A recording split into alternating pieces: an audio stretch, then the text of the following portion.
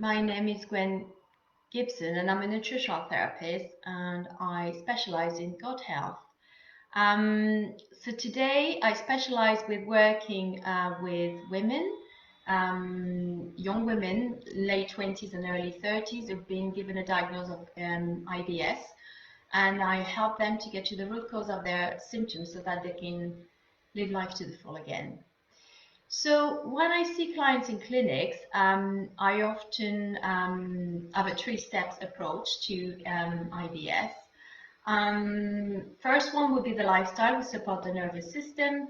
Then we look at addressing gut infection, inflammation, hypersensitivity. And the third one, most importantly, is diet and nutrition.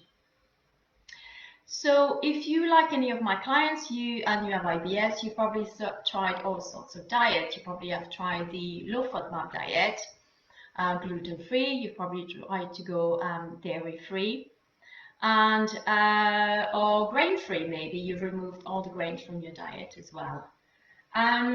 So very often there's a common thing with my clients is that their diet is a little bit more restricted. My approach is a little bit different. I try to broaden the diet.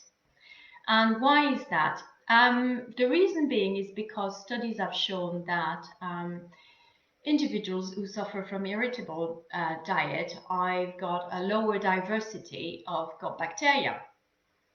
That can be associated with the symptoms or maybe it's a side effect of having IBS. And so the diversity of your gut bacteria will reduce if you reduce the amount of diverse food that you have in your diet. So I take a different approach and I always try to increase the diversity of the food in your diet. So just to illustrate this a little bit more, patients or individuals who've got IBS have got a lower level of bifidobacteria, and bifidobacteria are a very important bacteria in healthy individuals.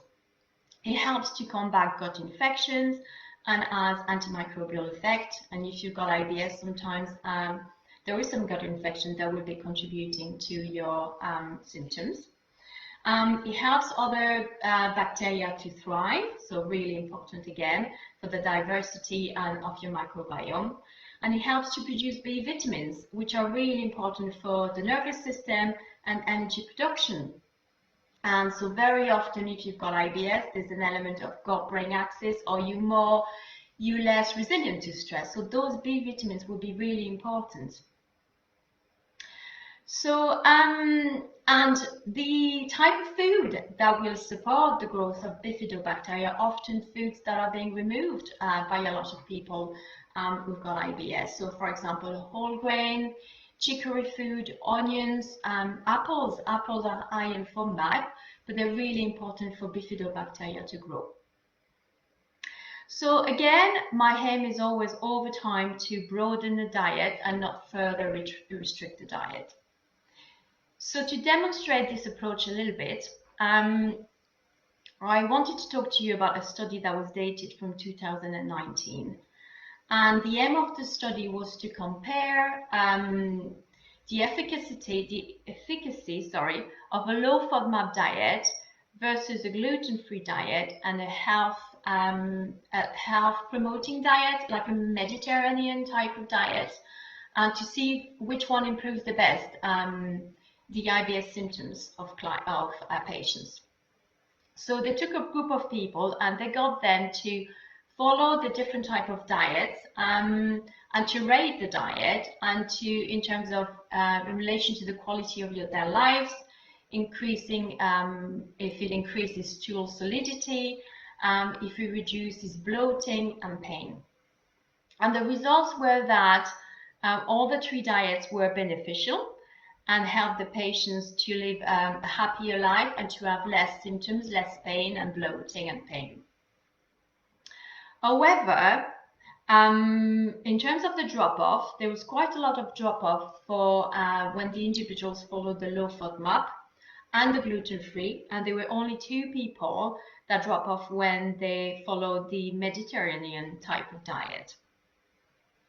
And when asked about their preference, 3% preferred the low FODMAP diet, 11% the gluten-free, and 86% preferred the balanced diet, the Mediterranean diet. So when I work with clients, it's important to give them a diet that's going to improve their symptoms, but also a diet that they can follow long term and that is health promoting. So that is why, again, I always try to broaden the diet and not restrict the diet. So my approach is to step one, remove all of the processed type of food and all the industrial food and promote a whole food diet.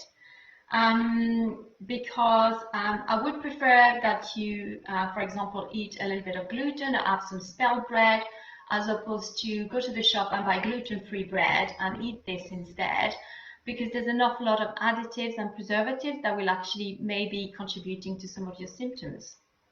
So often, a whole food diet will often help a lot my clients who suffer from IBS. Then the step two is introducing more prebiotic foods, but I don't introduce a lot of onions, a lot of garlic at each and every meal. The way my approach is a little bit in a day and not all of the prebiotic foods. So for example, in one meal, you could have a little bit of onions, but the following day you can introduce a little bit of garlic. So again, I try to diversify the diet, but not too much, basically. And the step number 3 will be to, in terms of the nutrition, I introduce more probiotic food. And there's actually a good study from 2018 that has been shown that a great reduction in symptoms for IBS sufferers that were eating on a daily basis a little bit of sauerkraut. So I introduce more probiotic food in the diet. So I hope you found this useful and that it's helping you maybe broaden your diet a little bit. Sometimes it can be difficult. There is an element of fear around food a lot with my clients. They're now afraid to eat beans, they're afraid to leave garlic and onions, and it's often reassuring and encouraging and cheering on my patients to kind of take those steps to help them feel better. And I speak to you again soon. Thank you very much for listening.